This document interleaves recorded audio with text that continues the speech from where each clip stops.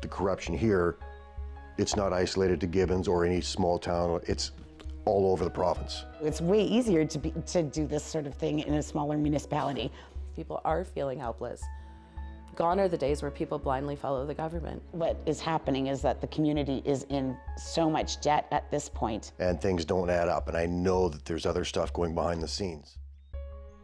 In a town of just over 3,000 people north of Edmonton, a growing group of citizens and local officials are demanding a formal audit into what they allege is a pattern of corruption, financial mismanagement, and misconduct within their local government. The allegations include secretive council meetings, misuse of borrowing bylaws, preferential treatment of developers, conflicts of interest, and even sexual assault incidents. I'm asking why we are using $2.5 million for operating costs when the bylaw that is documented for the public to see indicates that it is a capital borrowing bylaw. And the why is part of the closed session. Now, amid a sanctioned whistleblower, escalating debt, and public outcry, residents have launched a formal petition seeking transparency, accountability, and answers. I traveled to Gibbons to speak with residents. Some declined to appear on camera due to concerns over retaliation, but others, including the town's longest-serving councillor, Amber Harris, who has held office since 2013, decided to speak out. Interestingly, and likely just a coincidence, Alberta's Minister of Municipal Affairs, Rick McIver, resigned last night, just hours after I sent a media inquiry to the town of Gibbons regarding these allegations. It's entirely possible his resignation is unrelated, and now he is serving as the Speaker of the House. That said, I would like to point out that the last time I investigated alleged corruption in Empress, Alberta, the mayor resigned within 12 hours of my report's release, citing family reasons. That could be a coincidence too. I just seem to have bad luck. Whenever I send a media inquiry or publish a story, those in positions of responsibility tend to step down. Lastly, I want to make it clear I'm not funded by any government. To maintain my editorial independence and continue producing journalism in the public interest, I rely entirely on your support. If you value this work, please consider contributing at mediabizergan.com/donate. Enjoy the report. If we are as bad as I think we are, I mean, we could go bankrupt and be absorbed by the county. That's how. According to Councillor Harris, the town council is mismanaging finances, raising concerns about transparency, particularly because these borrowings on behalf of taxpayers are being decided in closed sessions without public knowledge. At the beginning of January of this year, municipal borrowing bylaw was discussed in camera, which is in a closed session meeting, but not open to the public. I found out a couple of things. A short-term borrowing bylaw is borrowing anything up to an amortization period of 5 years. Anything more than that is obviously a long-term borrowing bylaw, but the significance of that is that in the short-term borrowing bylaws, you do not need to hold a public hearing for it. So that's why for the most part, any loans that the town has taken out have all been short-term borrowing, what I believe to keep it from the community. Why? Why would they not have it public? Oh, because what is happening is that the community is in so much debt at this point. If the residents and taxpayers got wind of that, then they'd all be showing up to the council meeting like they are. As a councillor, would you say the town is mismanaging finance? Oh yes, 100%.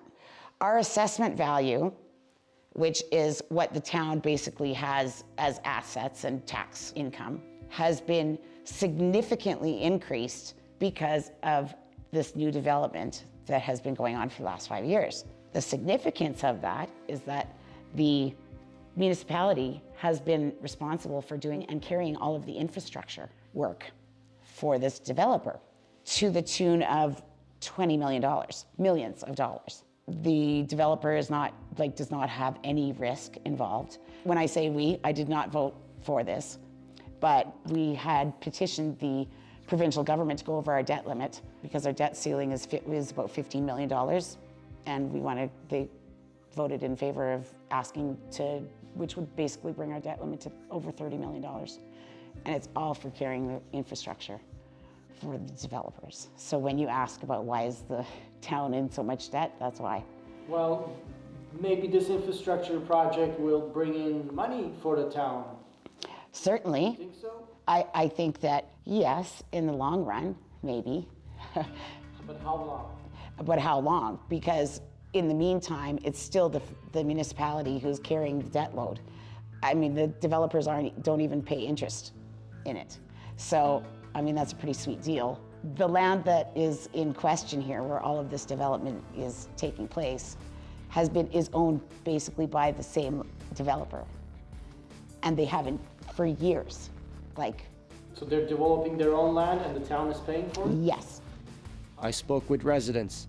While they are clearly frustrated with the council, many say this problem isn't unique to Gibbons. From what I've seen in all the council meetings I've gone to, she's the only one that is asking questions on behalf of the residents, and they shut her down at every opportunity because Meet Darren Longstaff, a 25-year veteran of the Canadian Armed Forces, a Gibbons resident for 21 years, and a volunteer firefighter for 8 of those years. Frustrated with the current administration, he is now running for town council and warns other communities to hold their local governments accountable. the corruption here, it's not isolated to Gibbons or any small town, it's all over the province.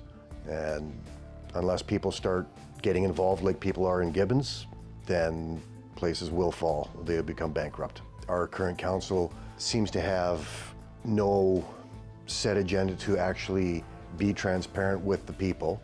People have asked questions and they're not getting answers. People will, request, I have questions 2 weeks in advance to the next council meeting, and then I think it was the day before, turned down. So they don't want people asking questions. They don't want answers given out. Like my campaign slogan, I've served in the military as an EMT and in the town's fire department as a volunteer for 8 years. And in everything I've done, there's been honor, integrity, and ethics. And that's not going to change. I've just seen way too much corruption. I've seen and heard a lot of things in the last year or so of things that have gone down. Councillor Barry. I would like to encourage Councillor Harris to put forward a motion if she would like to do that. Other than that, I would like us to move ahead. I'm glad you'd like us to move ahead. I would like to know why we took out $2.5 million against our arena, why we're using it for operating costs and not calling it operating costs. It was presented to the public as a project, a capital borrowing bylaw. Ms. Pino. Just would like to remind council those discussions were held in closed session. I'm not speaking about specifics, Ms. Pinot. You're asking about decisions that were discussed in Yeah, the decisions were made. The decisions were made in public. I'm talking about the public. But you're asking about deliberations. Correct. The deliberations are closed. The documentation The document is a public document. Correct. That is what Why I'm asking something about. happened in that. No, that is what I'm asking about. Section 23 of the FOIP Act says that deliberations remain closed. I'm not asking about the Document is- deliberations. I'm asking why we are using $2.5 million for operating costs when the bylaw that is documented for the public to see indicates that it is a capital borrowing bylaw. And the why is part of the closed session. Well, do you think the provincial government is credible to overlook? No. So who do we have for account? People like me, there's several other councillors that I am in contact with in other municipalities where this is happening across the board, same thing. And the thing about municipal elected officials is that unlike an MP or an MLA, everybody knows your party, right? And so, what's happening in each jurisdiction, whoever's riding your constituency.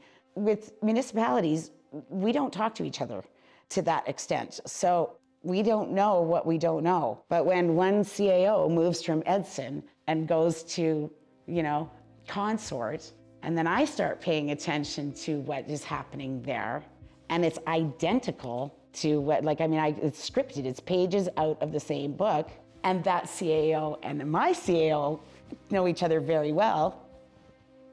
You are at the front line of advocating for transparency and accountability, have you faced backlash for trying to establish transparency? From my own council and administration, yes. I've been fortunate not to be targeted by the provincial government, by municipal affairs, like I believe that some other, like the gentleman in Chestermere and other places. I think people are starting to pay attention to Gibbons, so it's being highlighted. However, I don't think it's an anomaly by any stretch of the imagination. Meet Charlotte Saint-Germain, a 12-year resident of Gibbons who vouches for Councillor Harris' integrity and joins the growing call for transparency in local government. Yeah, I think my biggest concern with the town currently is the policies and procedures and bylaws and rules that are supposed to be being followed. It appears they're not in many cases, from the smallest one to the largest ones. I believe currently there's a lot of things being discussed in camera that shouldn't be. and what does in camera mean? So in camera is closed session, so not available to public. And I just believe that a lot of it's being discussed because they don't want us to know how bad it is. They don't want mass panic. I've heard and been told we're just trying to get through the rest of our term, which is until October. A lot of damage can be caused until October. And accountability, like there's a petition going around that I am part of, trying to get a town hall where respectfully we can ask questions and get answers and have just an open dialogue. But even that's not, I was told that council doesn't want to look stupid if they don't have the answer. 2023 is when I started questioning the finances, simply because I would ask very typical questions as a councillor, and I would get ridiculous answers, which would prompt me to go and ask further questions. In October of 2023, I was presented with a letter of complaint that I had breached the code of conduct, council code of conduct, because it was alleged that I was bullying and harassing a senior employee who is no longer with the Town of Gibbons and a consultant who is still with the Town of Gibbons. And they made these allegations against me, and council decided that they were going to hire a third-party investigator to, investigate the matter, which they did, which cost at least $40,000 of taxpayers' money to do. And the investigator determined that I was, in fact, in breach of the council code of conduct. And so from April of 24, until the end of the term this year, which is October of this year, council has sanctioned me. The only things that I'm allowed to attend are the 2 regular council meetings a month. I can't go and I can't sit on any of my boards or committees. I can't participate in councillor functions. I can't go to the parade. I can't go to the seniors almost Christmas dinner, but nor can I go to the AB Munis conference or the FCM conference. I can't do any of that. My pay's been cut significantly. Not only am I not able to go into the town office, I'm not able to speak to any of the town employees. Resident Germain points out the difference between how the town hired an external party to investigate the allegations of bullying against Councillor Harris, but chooses to investigate sexual harassment complaints internally, which Councillor Harris claims to have been a victim of, adding another layer of concern. Councillor Amber has been speaking out. I believe that she has infiltrated a boys' club, that there are a lot of discriminatory practices that are aimed towards women as well as sexual abuse survivors. And I take huge interest in that and offense to that, to be honest.